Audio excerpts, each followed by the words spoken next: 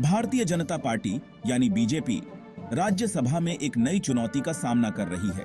भारतीय संसद के उच्च सदन में उसकी संख्या कम हुई है, जिसका असर सत्तारूढ़ एनडीए गठबंधन के बहुमत पर पड़ा है। इस बदलाव ने बीजेपी के भविष्य के कानूनों को लेकर बहस शुरू कर दी है। राज्यसभा का चुनाव सीधे जनता द्वारा नहीं, बल्कि राज्य विधानसभाओं द्वारा होता है। बीजेपी की कम हुई उपस्थिति उसके कानून बनाने की महत्वाकांक्षाओं को और जटिल बनाती है। महत्वपूर्ण बिल पास करने के लिए सावधानीपूर्वक बातचीत और रणनीतिक गठबंधन की आवश्यकता होगी। यह स्थिति बीजेपी के लिए एक चुनौती और एक अवसर दोनों है। हमारे चैनल को लाइक, शेयर और सब्सक्राइब करें। नए वीडियो के लिए कमेंट करें।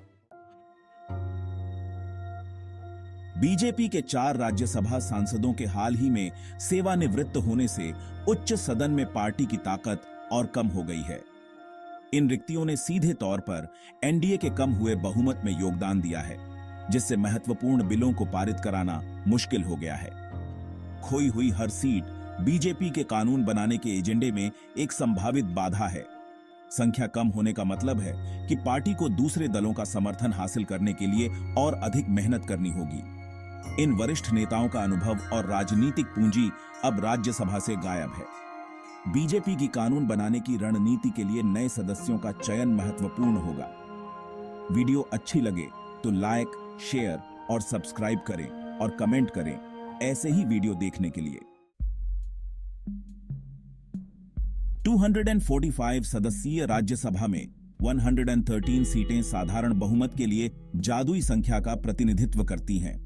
वर्तमान में एनडीए इस आंकड़े से कम है, जो हर एक वोट के महत्व को उजागर करता है।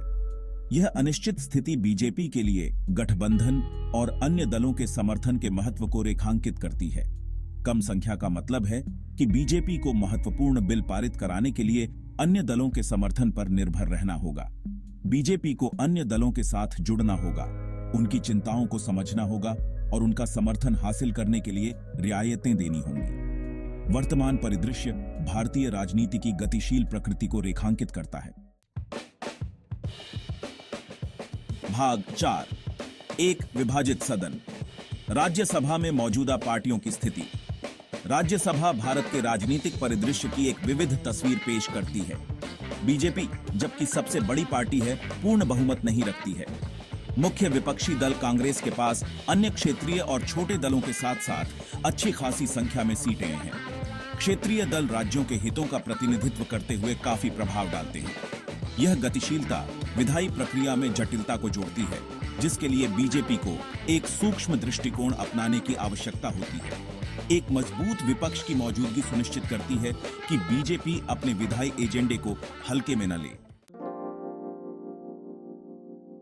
भाग 5, नए गठबंधन की तलाश। बीजेपी के लिए संभावित साथी। राज्यसभा को प्रभावी ढंग से नेविगेट करने के लिए बीजेपी को नए गठबंधन तलाशने और मौजूदा अलायंसों को मजबूत करने की आवश्यकता हो सकती है। विशिष्ट राज्य हितों का प्रतिनिधित्व करने वाले क्षेत्रीय दल अक्सर उन बिलों का समर्थन करने के लिए तैयार रहते हैं जो उनके क्षेत्रों को लाभान्वित करते हैं। इन संभावित सहयोगियों के साथ आम सहमति बनाने के लिए सावधानीपूर्वक बातचीत और उनकी चिंताओं को दूर करने की इच्छा की आवश्यकता होगी। समर्थन हासिल करने के लिए बीजेपी को रियायतें देनी पड़ सकती हैं या संशोधन शामिल करने पड़ सकते हैं। सेतु का निर्माण करके और सहयोग को बढ़ावा देकर बीजेपी उच्च सदन की वर्तमान संरचना से उत्पन्न चुनौतियों का सामना कर सकती है। भाग 6, आगे का रास्ता। आगामी चुनाव और बीजेपी की रणनीति। आगामी चुनावों के साथ राज्यसभा का राजनीतिक परिदृश्य बदलने वाला है। ये चुनाव बीजेपी के लिए खोई हुई जमीन वापस पाने का मौका है।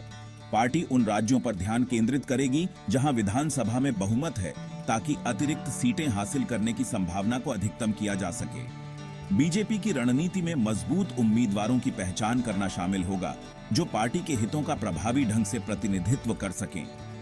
एक रणनीतिक दृष्टिकोण अपनाकर और आगामी चुनावों पर ध्यान केंद्रित करके बीजेपी इस जटिल राजनीतिक परिदृश्य को नेविगेट कर सकती है और अपने विधायी लक्ष्यों को प्राप्त करने की दिशा में काम कर सकती है।